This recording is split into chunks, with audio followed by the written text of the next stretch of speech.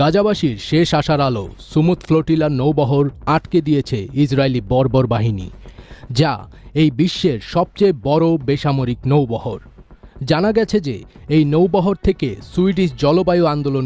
আসসালামু আলাইকুম প্রিয় দর্শক, জানিয়ে দেব এখনকার গুরুত্বপূর্ণ টপ নিউজটি। পুরো নিউজে আছি আমি নবনীতা শৈলী। এবার বিস্তারিত খবর। ভূমধ্য সাগরে গাজার উদ্দেশ্যে যাত্রা করা বিশ্বের বৃহত্তম বেসামরিক নৌবহর গ্লোবাল সুমুদ ফ্লোটিলায় হামলা চালিয়েছে ইসরায়েলি বাহিনী। এতে 8টি জাহাজ আটক করা হয়েছে এবং সুপরিচিত জলবায়ু আন্দোলন কর্মী গ্রেটা থুনবার্গ সহ কয়েকজন আন্তর্জাতিক অধিকার কর্মীকে গ্রেফতার করেছে সেনারা। ভিডিও সূত্রে জানা গেছে, বৃহস্পতিবার ভোর রাতে ইসরায়েলি বাহিনী ফ্লোটিলার উপর এ অভিযান চালায়। ইসরায়েলি পররাষ্ট্র মন্ত্রণালয় থেকে প্রকাশিত একটি সংক্ষিপ্ত ভিডিওতে দেখা যায়, গ্রেটা থুনবার্গকে আটকের পর এক সেনা সদস্য তার ব্যক্তিগত জিনিসপত্র সংগ্রহ করছেন। বুধবার রাতে গাজার প্রায় 120 কিলোমিটার দূরে ভূমধ্যসাগরে এই অভিযান পরিচালিত হয়।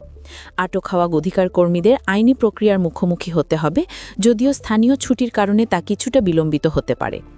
ফ্লোটিলার পক্ষ থেকে জানানো হয়েছে, যেসব জাহাজে হস্তক্ষেপ করা হয়েছে তার মধ্যে রয়েছে দেই ইয়াসিন, হিউগা স্পেক্টার, আদারা, আলমা, সিরিয়াস, আরোরা এবং গ্রান্ডি ব্লু। এদিকে ইসরায়েল দাবি করছে যে এই নৌবহরের সঙ্গে ফিলিস্তিনি সংগঠন হামাসের সম্পর্ক রয়েছে, যদিও এখন পর্যন্ত কোনো প্রমাণ হাজির করতে পারেনি তারা। এর আগে থেকেই ইসরায়েলি নৌবাহিনী এই নৌবহরকে পথ পরিবর্তনের নির্দেশ দিয়েছিল। তবে এসব বাধা উপেক্ষা করে গ্লোবাল সুমুদ ফ্লোটিলার আরও 30টি ত্রাণবাহী নৌযান গাজার উদ্দেশ্যে অগ্রসর হচ্ছে। সর্বশেষ প্রাপ্ত তথ্য অনুযায়ী এই নৌযানগুলো বর্তমানে গাজা উপত্যকা থেকে প্রায় 85 কিলোমিটার দূরে রয়েছে। টেলিগ্রামের মাধ্যমে ফ্লোটিলার পক্ষ থেকে এই খবর নিশ্চিত করা হয়েছে। গ্লোবাল সুমুদ ফ্লোটিলা হলো একটি আন্তর্জাতিক উদ্যোগ, যার মাধ্যমে সমুদ্রপথে গাজার মানুষের কাছে মানবিক সহায়তা পৌঁছে দেওয়া হচ্ছে।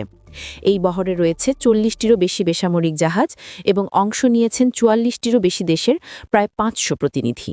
তাদের মধ্যে রয়েছেন যুক্তরাষ্ট্র, স্পেন, আয়ারল্যান্ড, ফ্রান্স, বেলজিয়াম সহ ইউরোপীয় পার্লামেন্টের নির্বাচিত সদস্য, আইনজীবী, অধিকার কর্মী, চিকিৎসক এবং সাংবাদিকরা। এই ঘটনাকে কেন্দ্র করে বিশ্বজুড়ে বিক্ষোভ শুরু হয়েছে।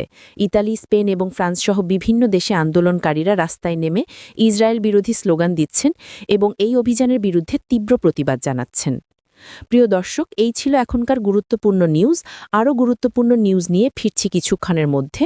নিউজগুলো সবার আগে দেখার জন্য এই চ্যানেলটি সাবস্ক্রাইব করতে ভুলবেন না। ধন্যবাদ।